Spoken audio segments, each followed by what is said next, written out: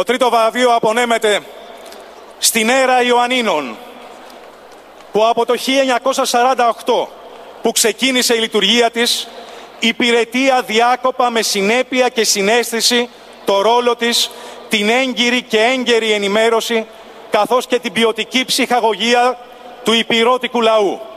Στα 65 χρόνια που πέρασαν, η Έρα Ιωαννίνων και οι εργαζόμενοι σε αυτή στάθηκαν στο πλάι κάθε υπηρώτη, συντροφεύοντας τους αγώνες, τις λύπες και τις χαρές του.